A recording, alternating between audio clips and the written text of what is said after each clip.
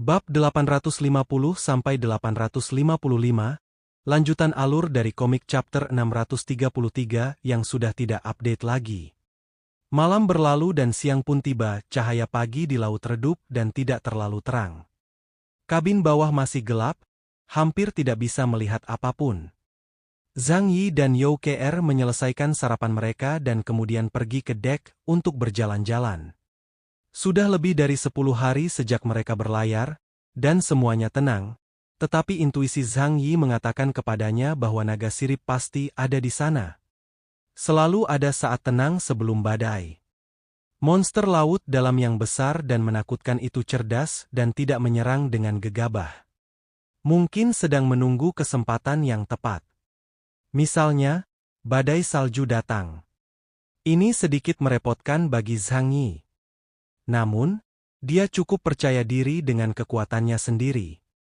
Dalam konfrontasi langsung, naga sirip bukanlah tandingannya. Kalau tidak, bagaimana dia bisa disebut sebagai master terbaik di wilayah Jiangnan? Tian Tua datang bersama anak buahnya dan menyapa Zhang Yi. "Tuan Zhang, selamat pagi." Zhang Yi melirik Lao Tian dan tersenyum. "Bagaimana keadaan kapal akhir-akhir ini? Apakah ada yang tidak biasa?" Si tua Tian memikirkannya lalu menggelengkan kepalanya. Mereka semua cukup jujur, kecuali orang asing di kelompok Gan Liu yang sering mengomel sedikit. "Tidak masalah. Begitu kita sampai di darat, kita akan mengirim mereka ke markasmu dan menyuruh mereka menginjak generator." Zhang Yi berkata dengan tenang. Lao Tian tersenyum dan mengangguk. "Oh, ya. Suruh seseorang menyiapkan kain pel.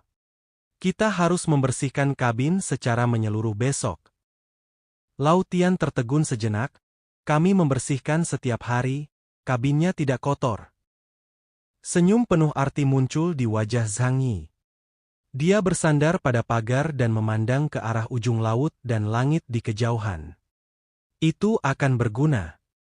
Tian Tua tidak tahu apa yang ingin dilakukan Zhang Yi. Namun dia hanya patuh melakukan apa yang diperintahkan.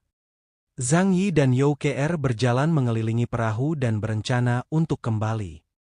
"Ngomong-ngomong, bagaimana keadaan bayi yang diasuh Ju Yun Kue akhir-akhir ini?" Zhang Yi bertanya dengan santai. You Kr tertawa terbahak-bahak saat mendengarnya. Dia menggelengkan kepalanya tak berdaya. "Mereka berdua, kalian benar-benar menyesalinya sekarang dan ingin mati. Mereka semua adalah putri pejabat, dan mereka terbiasa hidup mewah. Selalu orang lain yang mengurus mereka. Bagaimana mereka bisa mengurus orang lain? Apalagi kedua nona muda itu, orang biasa saja akan pusing mengurus anak berusia 1 tahun. Terakhir kali aku menjenguk anak Tommy. Sungguh menyedihkan karena ada 2 orang yang merawatnya." Sun Wansi mencuci popoknya sambil menangis. Ekspresi bahagia muncul di wajah Zhang Yi. Meskipun dia laki-laki, dia tetap suka mendengarkan gosip semacam ini sesekali, dan menurutnya itu sangat menarik. Hargai nasib mereka dan lepaskan keinginan untuk membantu orang lain. Mari kita tunggu dan lihat. Butuh waktu setidaknya 1,5 bulan sebelum kita kembali. Coba tebak berapa lama mereka bisa bertahan. You Kr mengerti bahwa Zhang Yi tidak akan membantu siapapun. Mereka pun tidak akan setuju untuk membiarkan orang lain membantu. Dia memikirkannya dan mendesah tak berdaya. "Aku pikir, paling lama dalam waktu 1/2 bulan, mereka akan tumbang." Zhang Yi tersenyum dan berkata, "Tidak akan butuh waktu lama. Aku yakin mereka akan tumbang paling lama dalam seminggu." You Kr membelalakan matanya lebar-lebar. "Tidak mungkin? Aku rasa mereka belum mencapai tahap itu." Zhang Yi menyipitkan matanya. "Kau akan tahu ketika saatnya tiba." Dia menoleh ke arah You Kr dan berkata dengan nada bercanda, "Bagaimana kalau kita bertaruh? Mari kita lihat siapa yang bisa menebak dengan lebih akurat." Mata You Kr yang cerah berputar-putar, dan dia berkata dengan percaya diri, "Aku tetap pada pendapatku. Apa yang kita pertaruhkan? Katakan padaku." Zhang Yi tersenyum jahat 2 kali dan berkata, "Jika aku menang, kau akan." Dia mencondongkan tubuh ke dekat telinga You Kr dan mengatakan sesuatu. Mata You Kr membelalak, hal semacam itu. Tidak mungkin kan? Cobalah segalanya. Kau harus percaya pada potensimu. You Kr menganalisis situasi dalam pikirannya dan merasa bahwa dia memiliki peluang menang yang lebih baik. Ayo bertaruh. Tapi kalau aku menang, kau harus. Taruhan spesifik antara keduanya tersirat dalam buku. Akhirnya, mereka berdua pun memutuskannya. Dalam perjalanan pulang, mereka bertemu Ju Yun Kue dan Sun Wansi yang tampak kuyu. Keduanya tidak terlihat secantik dulu sekarang. Yang harus diketahui bahwa ketika dia datang, tidak peduli seberapa dingin cuacanya, Ju Yun Kue akan bersikeras mengenakan riasan tipis setiap hari untuk menjaga citra dan temperamennya. Namun akhir-akhir ini, mereka tidak dapat tidur sepanjang malam untuk mengurus Tommy. Jadi dia selalu terlihat lelah secara mental. Belum lagi berdandan, aku khawatir dia bahkan belum mengganti pakaian dalamnya selama ini. Tetapi, jika Fatih Su ada di sini, dia mungkin akan lebih bersemangat. Selamat pagi, Nona Ju, Nona Su. You Kr tersenyum dan mengangkat tangannya untuk menyambut mereka. Ketika mereka melihat You Kr, mereka menanggapi dengan sopan, tetapi ketika mereka melihat Zhang Yi, mereka sedikit tidak senang. Sebagai kapten, Zhang Yi dapat membantu mereka memecahkan semua masalah saat ini hanya dengan sedikit bantuan. Namun Zhang Yi bertindak seperti penonton dan dengan sengaja menolak membantu mereka. Bagaimana bisa kedua wanita muda itu bersikap dingin padanya? Zhang Yi juga tidak peduli. Melihat mereka menyelesaikan makanannya dan kembali ke kamar untuk makan, dia tiba-tiba bertanya. "Ngomong-ngomong, apakah kau baru saja mengunjungi kabin bawah?" Ju Yun Kue dan Sun Wansi sedikit terkejut. Ada sedikit kebingungan di mata keduanya. Kapan Zhang Yi pernah peduli dengan urusan orang lain? Ju Yun Kue sedikit mengernyit, lalu dia ingat bahwa ada hal seperti itu. Terakhir kali mereka berdua mencoba mengantarkan makanan, mereka benar-benar ketakutan oleh orang-orang yang sangat lapar. Sejak saat itu, keduanya tidak pernah berani menunjukkan cinta mereka lagi. Dan karena sakitnya Tommy, mereka tidak punya waktu untuk merawatnya. Namun, dia pikir orang-orang itu tidak akan mati kelaparan. Jadi itu seharusnya tidak menjadi masalah besar. Aku tidak ke sini selama beberapa hari terakhir. Ada apa? Apakah ada masalah? Ju Yun Kue bertanya dengan rasa ingin tahu. Zhang Yi merentangkan tangannya dan berkata, "Tidak apa-apa. Sebenarnya, ini tidak ada hubungannya denganku. Lagi pula, kaulah yang membawanya ke sini. Melihatmu terlihat santai, kau pasti sudah memecahkan masalah makanan mereka. Maaf karena kepo." Ju Yun Kue memutar matanya ke arah Zhang Yi. "Jika kau tidak membantuku, dan terus mengejekku. Tuan Zhang, tidak bisakah kau lebih murah hati?" Zhang Yi mengangkat tangannya tanda menyerah dan berkata sambil tersenyum. Oh, seharusnya aku tidak bertanya." Setelah dia selesai berbicara, dia membawa You Kr pergi. Ju Yun Kue melihat ke belakang, namun samar-samar merasa ada sesuatu yang salah. Mungkinkah sesuatu terjadi pada mereka? Ju Yun Kue menemui kru dan bertanya tentang situasi di bawah. Anggota kru itu mengangkat bahu. Apa yang mungkin terjadi pada mereka? Mereka hanya bertengkar karena memperebutkan sesuap makanan. Apakah ada yang mati? Ju Yun Kue sedikit khawatir. Tidak seorang pun seharusnya mati. Jawab awak kapal dengan santai. Jika ada orang yang meninggal, mustahil menyembunyikannya di lingkungan tertutup seperti itu. Baunya terlalu kentara. Ju Yun Kue merasa lega. Baiklah, begitulah. Ju Yun Kue dan Sun Wansi sedang dalam perjalanan pulang. Sun Wansi juga bertanya kepada Ju Yun Kue, "Kakak senior, orang-orang di kabin bawah itu sangat menyedihkan. Apakah kamu sudah memikirkan bagaimana cara membantu mereka? Suasana hati Ju Yun Kue menjadi sedikit mudah tersinggung. Kalau saja dia punya cara, bukankah dia sudah menggunakannya sejak lama? Nanti kita bicarakan dengan Tuan Zhang. Kalau tidak berhasil, aku akan meminta pamanku untuk menengahi dan memintanya untuk maju dan berbicara dengan Tuan Zhang. Dia tidak mau mencari Zhu Zheng untuk hal semacam ini. Dia telah menyebutkan situasi ini saat dia melaporkan pekerjaannya pada Zhu Zheng sebelumnya. Tetapi Zhu Zheng menunjukkan ketidakpedulian total dan malah mengkritik Ju Yun Kue karena bertindak sendiri. Bagaimanapun juga, dia adalah pria kejam yang memutuskan untuk menjauhkan lebih dari 10 juta orang dari kota Blizzard hanya dengan lambaian tangannya. Dia sama sekali tidak menganggap serius kehidupan manusia. Tapi Ju Yun Kue tidak punya pilihan. Ia sendiri tidak mempunyai kemampuan apa-apa dan hanya bisa meminta pertolongan kepada orang lain. Jika keduanya mengabaikannya, dia mungkin akan bersembunyi di bawah selimut dan membuat seikat mutiara kecil. Siang hari, waktunya makan siang. Semua orang di kabin bawah menantikan momen ini. Ini akhir pekan dan makanan hari ini termasuk daging rebus. Dulu mereka tidak pernah makan daging berlemak, tetapi sekarang ini menjadi makanan lezat yang diinginkan semua orang. Penjaga gerbang membuka rantainya, dan seberkas cahaya melesat ke dalam kabin dari atas. Xie Changqi berjalan keluar dari cahaya dan meletakkan ember demi ember makanan di lantai kabin. Sejak insiden terakhir dengan Yamada Masahiro, dia tidak memiliki pembantu dan harus melakukan semuanya sendiri setiap saat. Makanan yang baru disiapkan.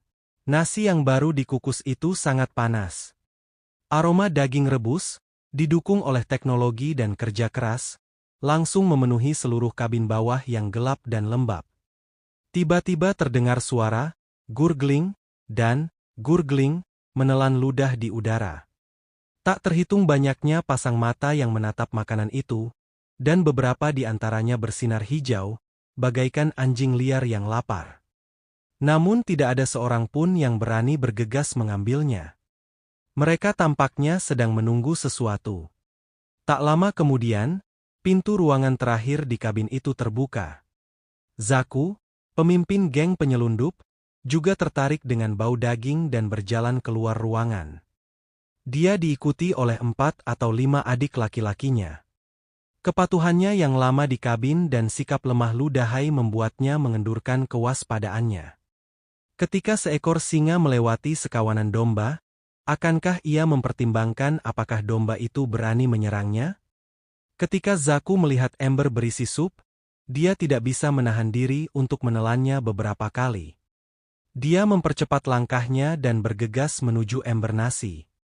Dia tidak peduli dengan rasa panas dengan tangannya yang besar dan berambut hitam, dan langsung mengambil sepotong besar daging rebus dan memasukkannya ke dalam mulutnya. Sensasi saat mulutnya terisi lemak panas dan lembut membuatnya hampir gemetar karena bahagia.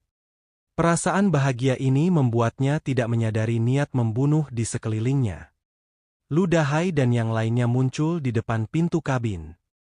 Dia mengeluarkan sikat gigi dari lengan bajunya dan segera bergegas menuju Zaku.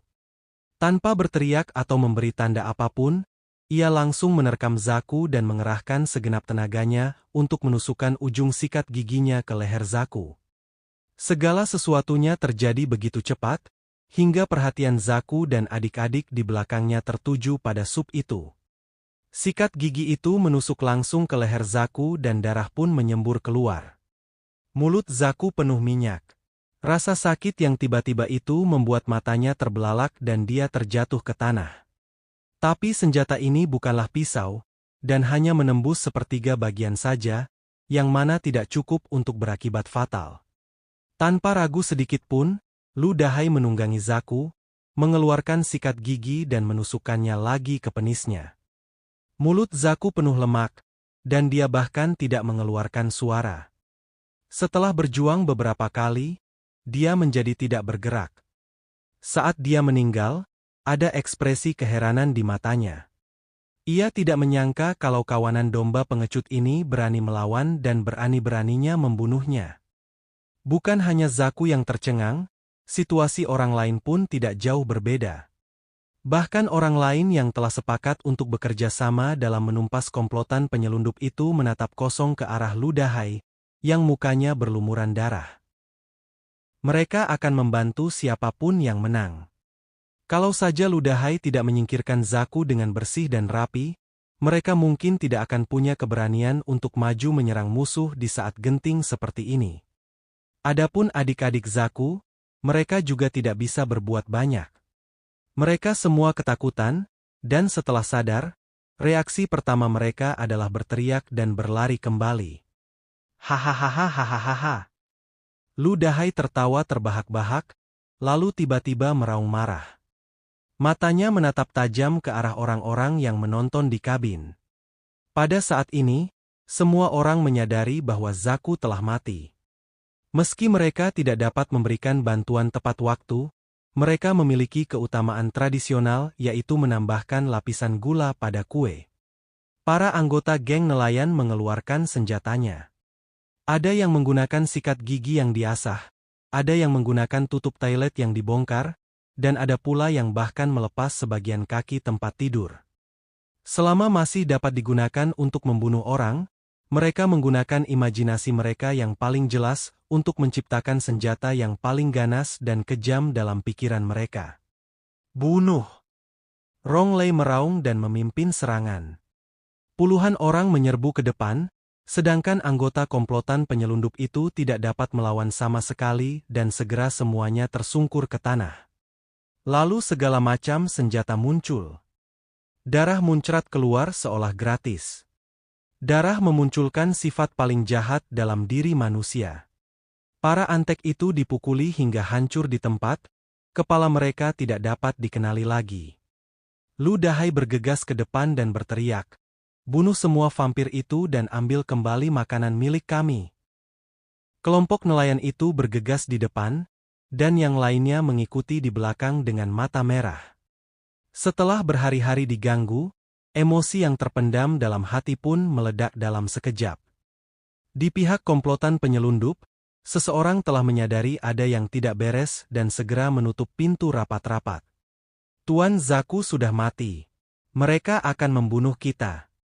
Cepat tutup pintunya. Tutup pintunya. Mereka melemparkan apa saja yang dapat menghalangi jalan mereka dengan cepat melewati mereka.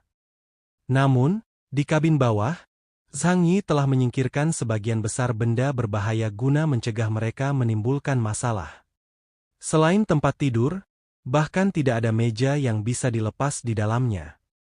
Bagaimana mungkin satu sambaran petir dapat menghentikan begitu banyak orang yang datang untuk membunuh mereka? Pintu besi itu terbuka hanya setelah 2 pukulan. Lu Dahai memegang sikat gigi berdarah di tangannya, dan hanya melirik ke arah penumpang gelap di ruangan itu. Bunuh! Dia tidak mengatakan kata-kata tambahan, hanya meraung.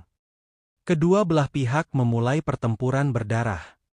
Orang-orang yang dibutakan karena membunuh hanya mempunyai satu pikiran di benak mereka saat ini, yaitu membunuh semua orang di depan mereka. Setelah menahan lapar lebih dari 10 hari, kebencian yang terpendam dalam hati mereka pun terlepas dalam sekejap, membuat mereka lebih menakutkan daripada serigala. Para anggota komplotan penyelundup itu tidak mau menunggu kematian dan mereka semua berusaha mencari cara untuk melawan. Namun, para nelayan dan orang-orang di kabin lain lebih siap. Untuk pertempuran ini, mereka semua memiliki alat pembunuh dan mengenakan pakaian tebal. Di dalam kabin bawah, pembantaian dimulai.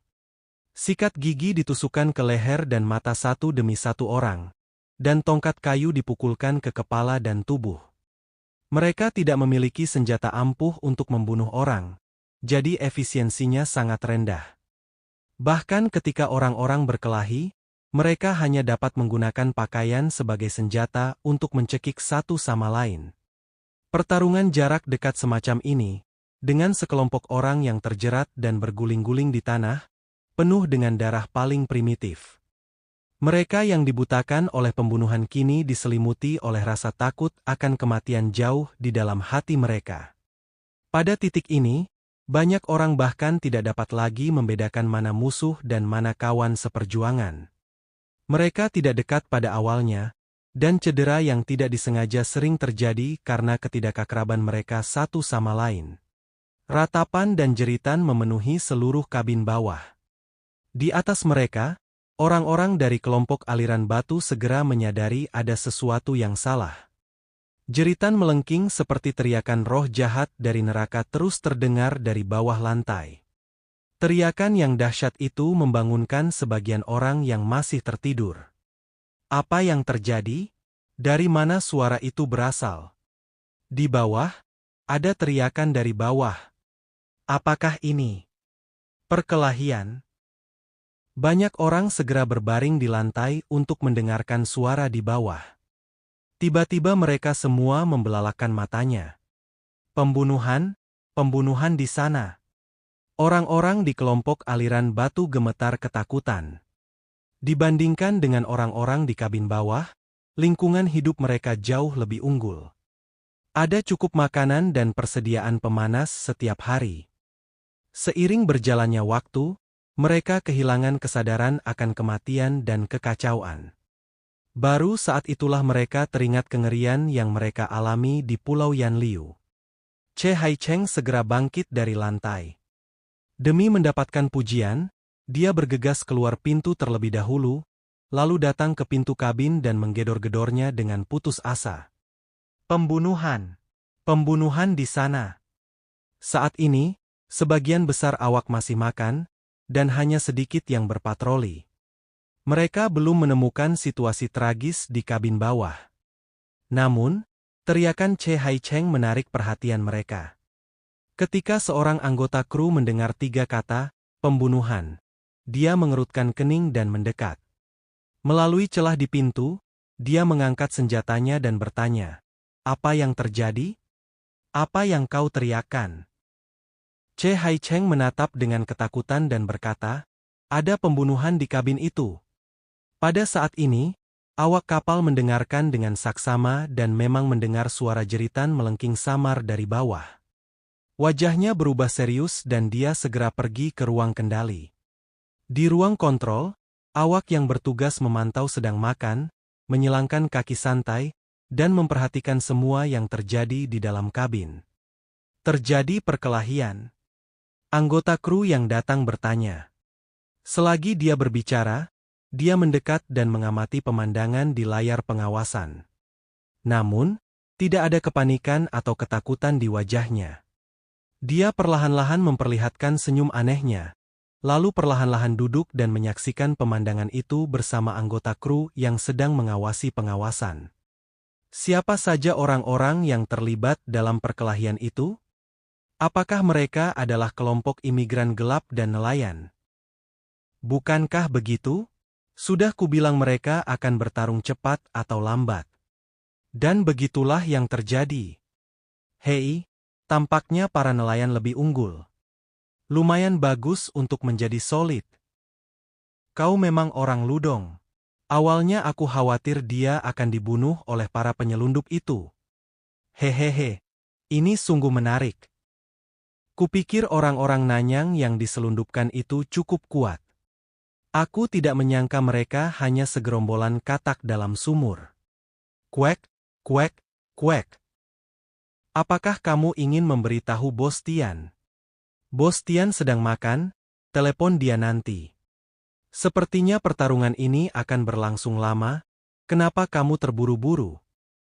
Kedua orang itu tampaknya tidak terburu-buru sama sekali.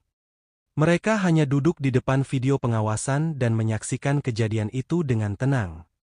Di kabin tengah tempat kelompok Yanliu berada, untuk menghormati Li Zongyu dan lainnya, hanya koridor dan area publik lainnya yang dilengkapi dengan kamera pengintai.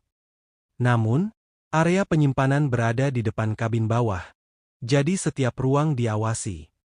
Dapat dikatakan bahwa pada masa sekarang, segala sesuatu yang terjadi di sini sepenuhnya berada di bawah kendali orang-orang di kapal. Mungkin dalam kegelapan malam, rincian rencana mereka tidak begitu jelas. Di kapal ini, setiap awak kapal adalah pelaut dan pejuang yang berpengalaman.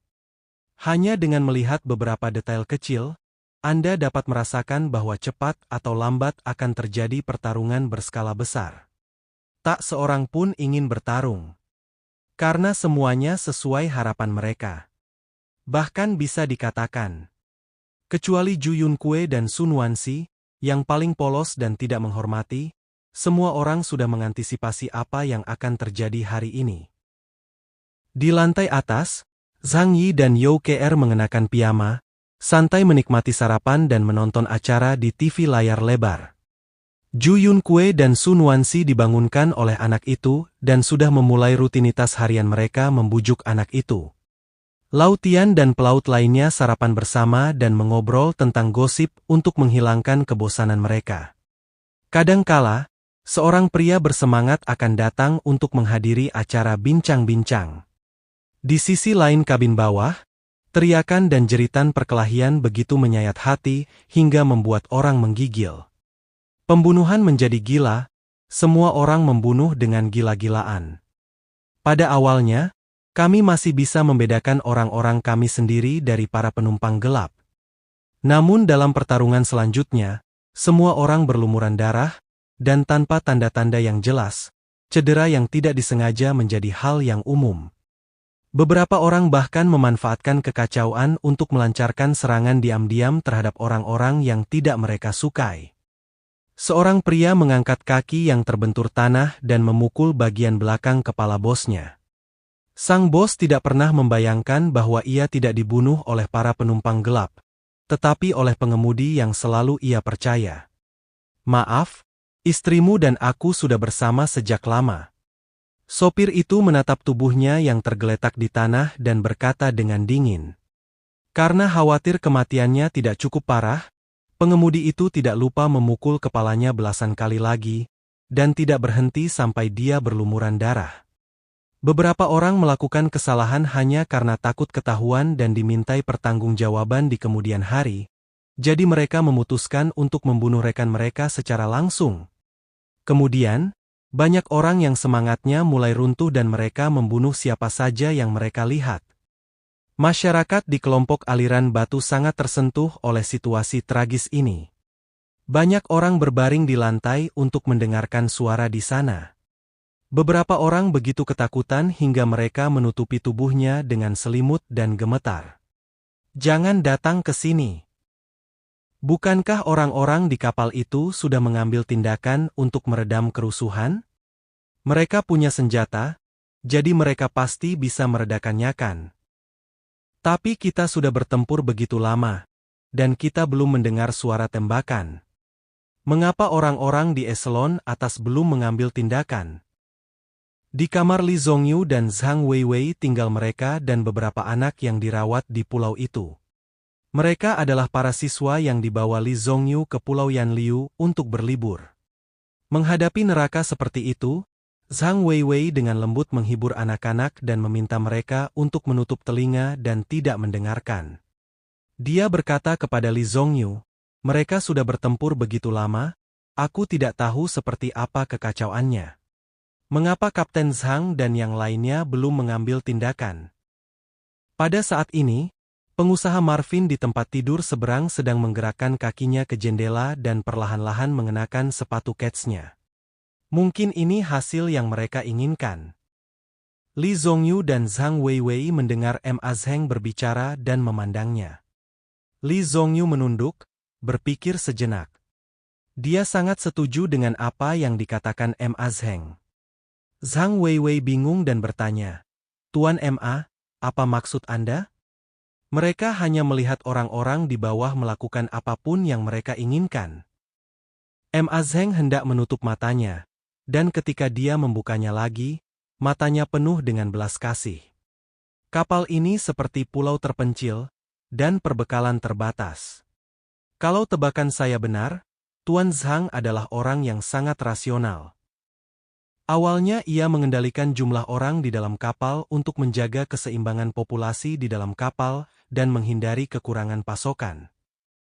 Namun, Dia tidak menyangka bahwa Nona Ju akan mengambil keputusan sendiri dan menambah bebannya hingga lebih dari 20 orang. Dia mengangkat satu jarinya.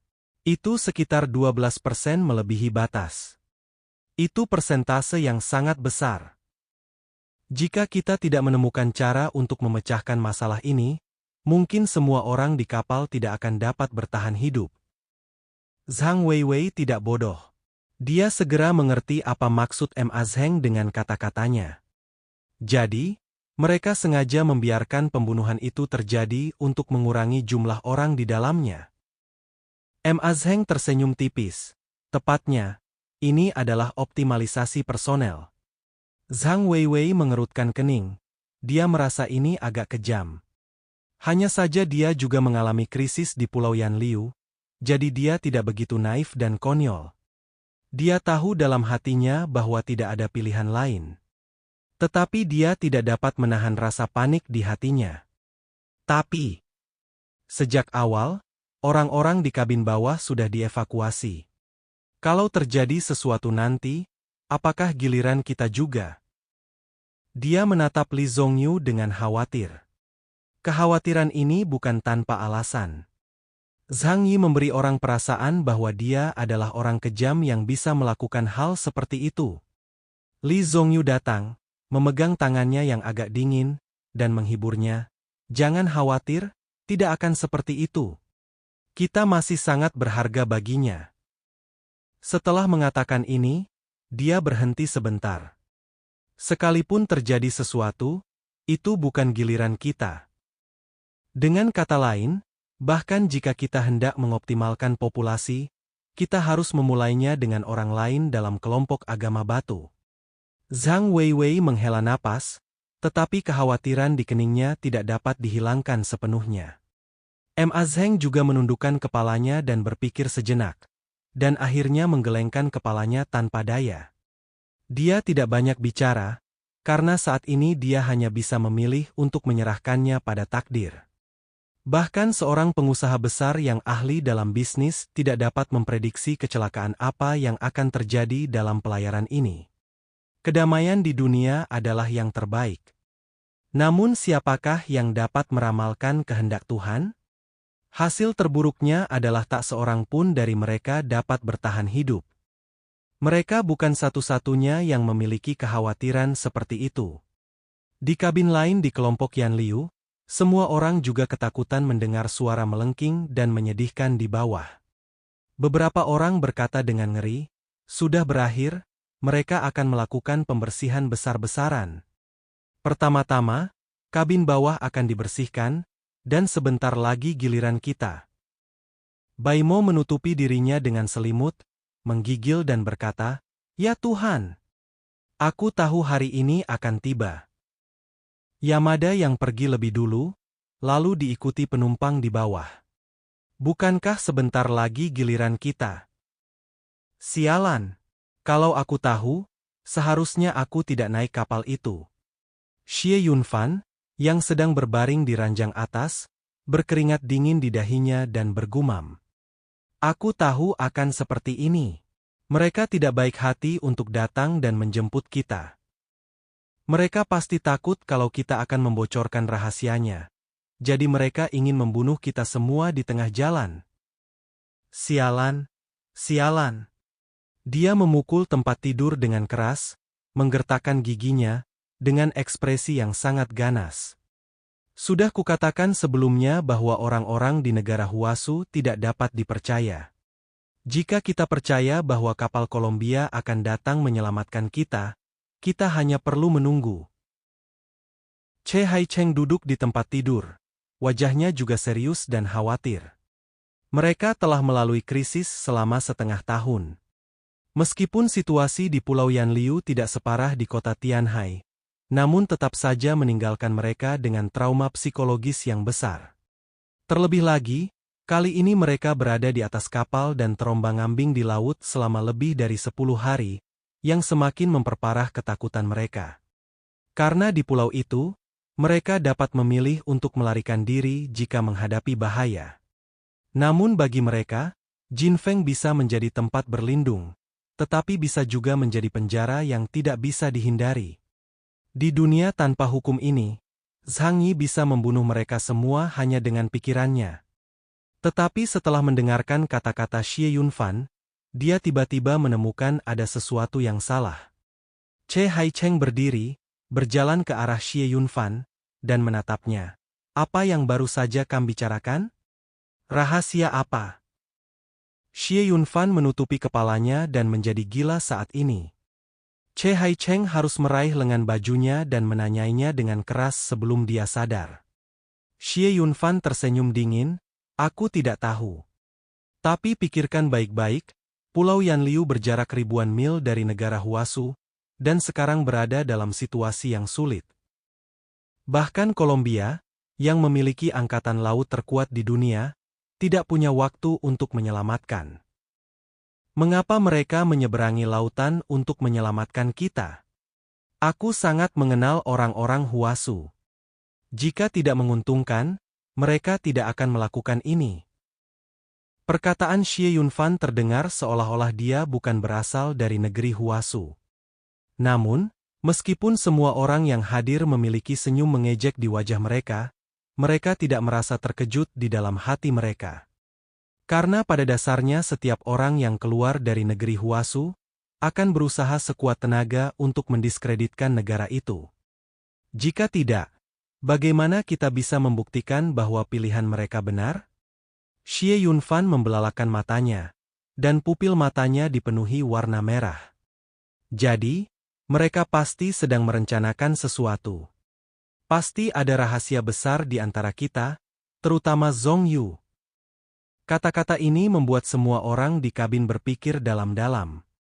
Rahasia? Kau benar. Rahasia itu pasti ada pada Zhong Yu dan anak buahnya.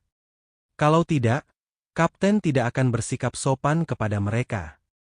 Demi mereka, dia bahkan rela membawa kami orang asing bersamanya. Mata Che Haicheng menjadi agak bersemangat. Selama kita bisa memahami rahasia ini, bukankah kita akan punya kesempatan untuk bertahan hidup? Apa rahasianya? Kita sudah berada di Pulau Yanliu selama setengah tahun. Apakah kita masih belum jelas tentang situasi Zhong Yu dan istrinya? Pikirkanlah dengan cepat, pikirkanlah dengan seksama. Ini mungkin merupakan kartu truf kita untuk menyelamatkan hidup kita di masa mendatang. Che Haicheng memandang semua orang dan meminta mereka menggunakan otak mereka sebanyak mungkin dan mengingat setiap kejadian yang terjadi di Pulau Yanliu. Pada awalnya, semua orang sibuk berusaha menabung, bahkan beberapa kali sempat terjerumus dalam situasi putus asa. Dalam lingkungan itu, rahasia tidak ada nilainya dan mereka tidak dapat menahan diri untuk tidak menceritakannya. Namun, cinta yang awalnya tidak dipedulikan siapapun, kini mungkin menjadi kunci kelangsungan hidup mereka. Pembunuhan di kabin bawah berlangsung selama lebih dari 2 jam. Tidak seorang pun tahu berapa banyak orang yang tewas, tetapi setiap kabin berlumuran darah dan mayat-mayat tergantung di mana-mana. Kebisingan hampir mereda, dan awak kapal yang bertugas memantau situasi memberitahu Lautian tentang apa yang telah terjadi. Setelah mendengar ini, Tian Tua pergi dan mengetuk pintu Zhang Yi. Tuan Zhang, area di bawah sudah. Lautian membisikkan beberapa kata ke telinga Zhang Yi. Wajah Zhang Yi tidak berekspresi. Aku mengerti. Dia melirik rumah Ju Yunkue di sebelahnya. Beritahukan pada Nona Ju dan biarkan dia yang mengurusnya. Dialah yang menempatkan penumpang gelap itu di kapal. Jadi tentu saja dia harus menangani masalah ini. Zhang Yi telah mengatakan ini. Sebenarnya, jika Zhang Yi tidak berbicara membela Ju Yunkue, dia tidak akan berencana membawa semua orang di kabin bawah bersamanya. Lautian mengangguk mengerti. Zhang Yi kembali ke kamarnya dan tersenyum aneh pada You Ke-er yang mengenakan gaun tidur sutra. Kenakan pakaianmu, aku akan mengajakmu melihat sesuatu yang menarik. You Ke-er membuka lebar mata indahnya dan bertanya, sesuatu yang menarik. Di sisi lain, Lautian telah mengetuk pintu Ju Yunkue.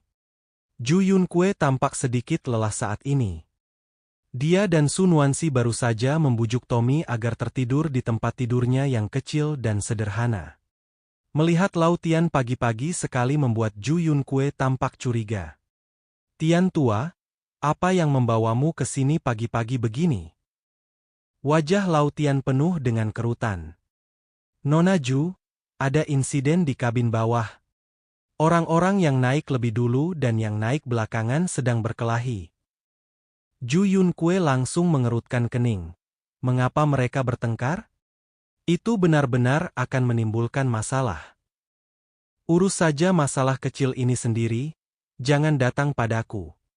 Lau Tian berkata, tetapi kali ini kejadiannya cukup serius dan banyak orang meninggal. Ju Yunkue terkejut. Apa? Banyak sekali yang meninggal?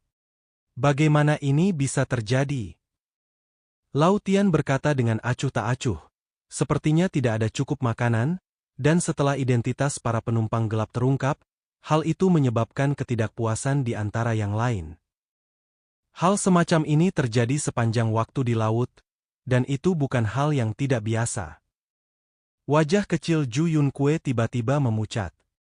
Wajahnya yang semula lelah karena kurang istirahat, kini tampak makin kuyu. Dia tidak dapat menahan diri untuk mundur beberapa langkah dan hampir pingsan. "Nona Ju, Anda baik-baik saja?" Ju Yunkue tidak percaya bahwa orang meninggal di kabin bawah karena kekurangan makanan. Bagaimana bisa seseorang membunuh seseorang hanya untuk sedikit makanan? Dia tidak bisa mengerti. Dan apa yang paling sulit baginya untuk menerima adalah bahwa kejadian ini mungkin disebabkan olehnya. Kalau ada yang meninggal, bukankah dia pelakunya? Tidak, itu belum terjadi. Mungkin mereka tidak bertengkar soal masalah ini, atau mungkin mereka sudah lama berkonflik. Ju Yunkue bergumam pada dirinya sendiri, dia tidak mau menerima kenyataan bahwa dia telah melakukan kesalahan sebesar itu. Si tua Tian bersikeras, "Di sana sangat kacau, kau harus ikut denganku untuk mencari bantuan." Ju Yunkue memegang dahinya dan berkata, "Aku tidak bisa pergi.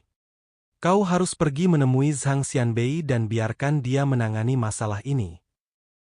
Dia tidak ingin menghadapi pemandangan yang mengerikan seperti itu. Lau Tian tersenyum tipis. "Kapten berkata bahwa orang-orang itu datang atas kemauan Anda, jadi Anda harus menyelesaikan masalah mereka. Kapten tidak akan ikut campur." Ju Yunkue tidak dapat mempercayai telinganya. Benarkah dia mengatakan itu? Dia kaptennya. Bagaimana mungkin dia bisa bersikap tidak bertanggung jawab? Bahkan Tian tua yang memiliki pengalaman sosial luas pun tak kuasa menahan diri untuk tidak tercengang saat mendengar kata-kata Ju Yunkue. Pukulan ini membutuhkan kekuatan lebih dari 10 kali lipat kekuatan lawan, dan dia benar-benar tidak dapat menerimanya. Pada saat ini, Zhang Yi dan You Kr berganti pakaian dan keluar dari ruangan. Dan kebetulan mendengar percakapan antara Lau Tian dan Ju Yunkue. Zhang Yi mengejeknya. "Mengapa, Nona Ju, kau lupa apa yang telah kau lakukan dan melemparkan semua tanggung jawab kepada orang lain?" Tian tua harus memberi hormat pada Ju Yunkue dan tidak berani mengatakannya terlalu terus terang. Namun Zhang Yi tidak akan menurutinya sama sekali. Ju Yunkue juga sangat marah ketika mendengar ejekan Zhang Yi. Aku tidak bilang aku tidak peduli. Hanya saja aku merasa tidak enak badan selama 2 hari terakhir karena mengurus anakku." Dia tidak ingin melihat darah. Zhang Yi tidak membiarkannya sama sekali. "Kau bicara seolah-olah kau sedang mengurus anakku. Tidak ada yang memintamu melakukan ini. Jika kau hanya pandai bicara dan menyombongkan diri, dan kau tidak bisa benar-benar melakukan apa yang kau katakan, akui saja. Aku bisa menangani masalah ini, tetapi ini hanya masalah membersihkan kekacauan ini. Tetapi jika itu yang terjadi, sebaiknya kau diam saja jika terjadi sesuatu padamu di kemudian hari." Zhang Yi menatap Ju Yunkue sambil tersenyum. Matanya penuh arti, sarkasme dan penghinaan. Inilah yang paling tidak ditoleransi oleh Ju Yunkue. Dia begitu marah hingga darahnya mengalir ke kepalanya. Siapa bilang aku tidak berani pergi? Pergi saja, siapa takut pada siapa? Dia membanting pintu hingga tertutup, lalu menarik Sun Wanxi, memintanya untuk mengganti pakaiannya dan pergi bersamanya untuk melihat-lihat. Sun Wanxi telah mendengar situasi umum dan bertanya dengan ketakutan, "Berapa banyak orang yang meninggal?" Ju Yunkue berkata, "Tidak apa-apa, ini hanya konflik kecil soal makanan. Bagaimana mungkin seseorang di dunia ini mempertaruhkan nyawanya demi sedikit makanan? Aku rasa mereka sudah lama berkonflik." Zhang selalu berusaha mengolok-olokku. Aku tidak bisa membiarkan dia meremehkanku. Ju Yunkue tidak menyadari betapa seriusnya masalah ini saat ini. Dibandingkan dengannya, Sun Wanxi telah mengalami beberapa hal rumit di Pulau Yanliu. Tetapi sekarang setelah Ju Yunkue berkata demikian, dia tidak punya cara untuk menolaknya. Bagaimanapun, dia sekarang adalah pengikut kecil Ju Yunkue. Mereka itu mengganti pakaiannya dan berjalan keluar ruangan. Zhang Yi, You Kr dan Lao Tian sudah keluar dari kabin, mengobrol santai, menunggu mereka datang. Ju Yunkue dan Sun Wanxi berjalan ke pintu dan menatap Zhang Yi dan You Kr. Ju Yunkue tampak sedikit tidak senang. Dia merasa Zhang Yi hanya datang untuk menertawakannya. Namun pada kenyataannya itu benar. Lao Tian memimpin jalan bagi mereka, dan di tengah jalan mereka bertemu dengan seorang anggota kru yang memegang senapan dan berjaga. Lao Tian berjalan mendekat dan dengan sengaja bertanya kepada seorang anggota kru, "Bagaimana pertempuran di sana?" Anggota kru itu melirik Zhang Yi, Ju Yunkue, dan yang lainnya lalu berkata, "Terlalu banyak orang yang meninggal, darah dan daging berserakan di mana-mana, sungguh tidak tertahankan untuk dilihat." Jantung Ju Yunkue dan Sun Wanxi tiba-tiba berdebar kencang. Mungkinkah itu dibesar-besarkan? Ju Yunkue tanpa sadar menyentuh lengannya. Perkembangan situasi telah melampaui harapannya. Dia sibuk mengurus Tommy akhir-akhir ini dan berpikir tidak akan terjadi hal serius. Baru beberapa hari, bagaimana bisa berkembang menjadi seperti ini? Zhang Yi berkata, "Bawa kami ke bawah. Juga, suruh semua orang menyiapkan senjata mereka. Jika terjadi sesuatu yang salah, segera bersihkan area itu." Mereka yang telah lama lapar, begitu mereka mulai melepaskan setan dalam hatinya, mungkin membiarkan dirinya ditelan oleh kegelapan. Seperti anak serigala yang telah mencicipi darah, ia menjadi gila karena ingin membunuh dan tidak mengenali siapapun. Zhang Yi tidak takut, tetapi dia tidak perlu mengambil tindakan sendiri untuk menghadapi orang-orang biasa itu. Wajah Ju Yunkue menjadi pucat, dan Sun Wanxi juga mundur, agak takut untuk bergerak maju. Namun Zhang Yi mendesak mereka dari belakang. "Hei, apakah kau tidak suka perjalanan ini? Apakah kau ingin beristirahat sejenak sebelum ke bawah?" Ju Yunkue tidak punya jalan keluar saat ini, jadi dia terpaksa menerima kenyataan dan berkata, "Teruskan saja. Apa yang menakutkan dari itu?" Sekelompok orang bergegas ke kabin bawah dengan senjata dan amunisi. Para anggota kelompok Yanliu melihat pemandangan ini, dan tidak dapat menahan diri untuk tidak membicarakannya. Banyak orang datang, semuanya membawa senjata. Ya ampun, aku tidak tahu berapa banyak orang yang tewas di sana. Saya mencium bau darah yang sangat menyengat. Betapa brutalnya. Baimo dan yang lainnya merasa khawatir di dalam ruangan, dan semua orang berusaha keras memikirkan apa yang akan terjadi di masa depan. Mereka berharap untuk menemukan rahasianya. Rahasia yang membuat Zhang Yi dan lainnya melakukan perjalanan menyeberangi lautan untuk menjemput mereka. Zhang Yi dan teman-temannya datang ke kabin bawah. Saat itu pintu kabin masih terkunci rapat dengan gembok besi, tetapi bau darah yang menyengat sudah tercium dari jarak jauh. Zhang Yi dan yang lainnya sudah terbiasa dengan hal itu, jadi mereka tidak menunjukkan ekspresi apapun. Tetapi Ju Yunkue dan Sun Wanxi hampir ingin muntah. Ketika mereka tiba di depan pintu besi yang tertutup rapat, mereka melihat aliran darah hitam yang menyeramkan merembes keluar dari celah pintu dan mengalir di bawah kaki Ju Yunkue. Ah! Wajah Ju Yunkue menjadi semakin pucat dan dia tidak dapat menahan diri untuk berteriak dan melompat mundur.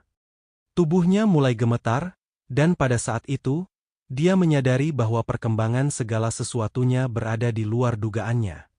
Zhang Yi berkata dengan dingin, "Buka pintunya."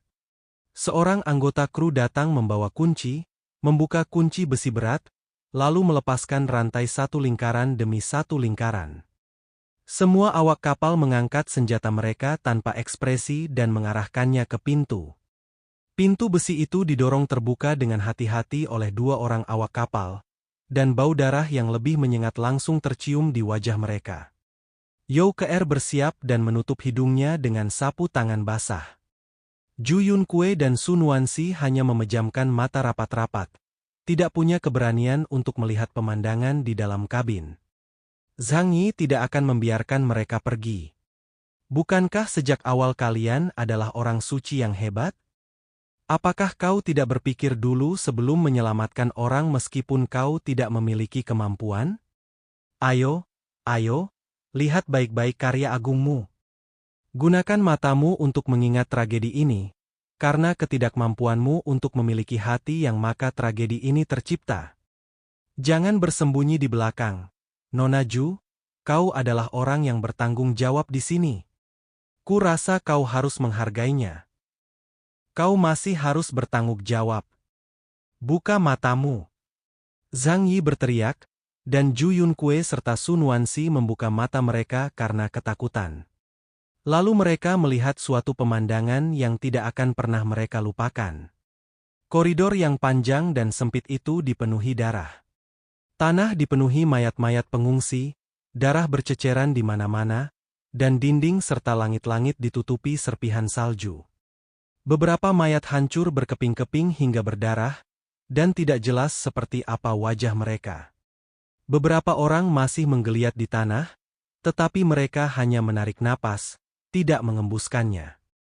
Dalam adegan syura tersebut, terlihat beberapa orang bersimbah darah, tak menghiraukan darah di tangannya, menyendok nasi dan daging rebus di depan ember nasi dengan suapan besar.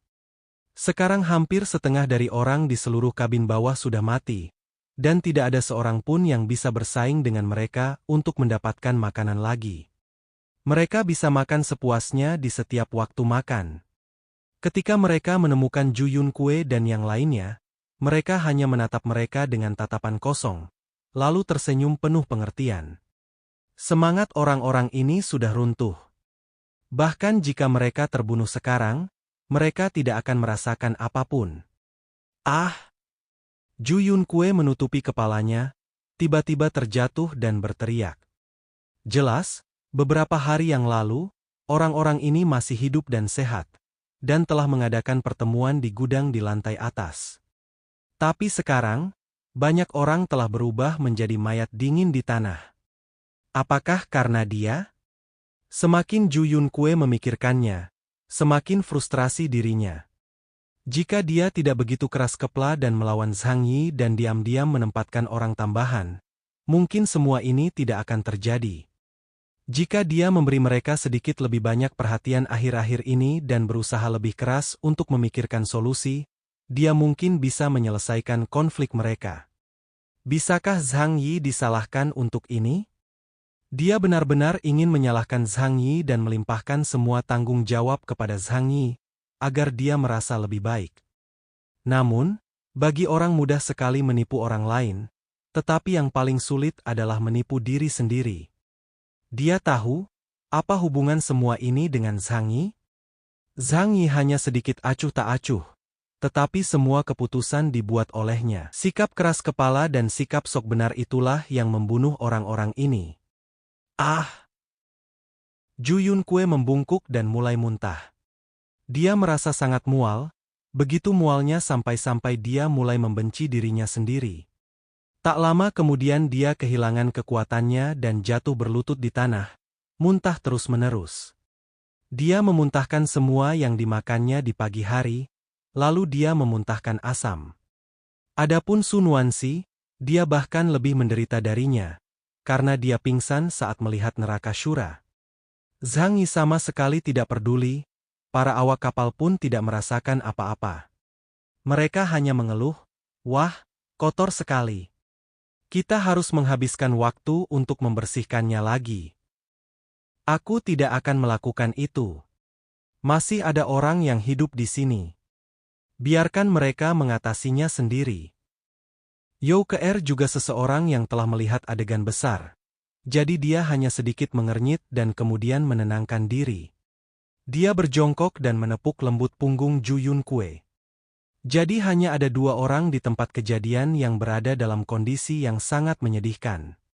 Zhang Yi memandang Ju Yunkue yang berlutut di tanah dan muntah-muntah.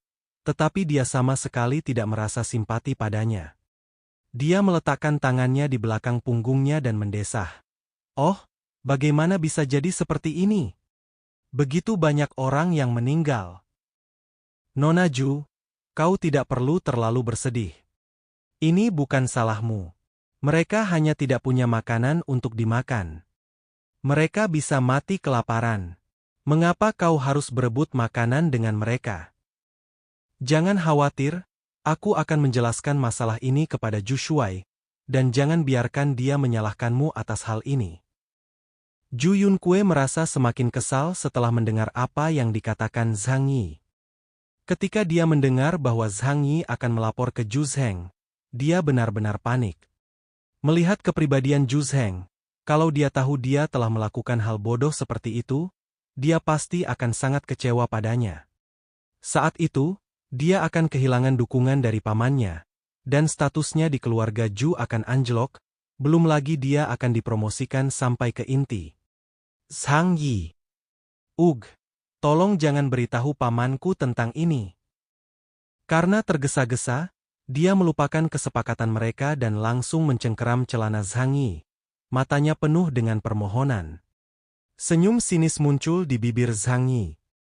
"Oh, masalah ini. Apakah kau tidak mempersulitku? Bagaimanapun juga, Ju Shuai tetaplah pemimpin nominalku.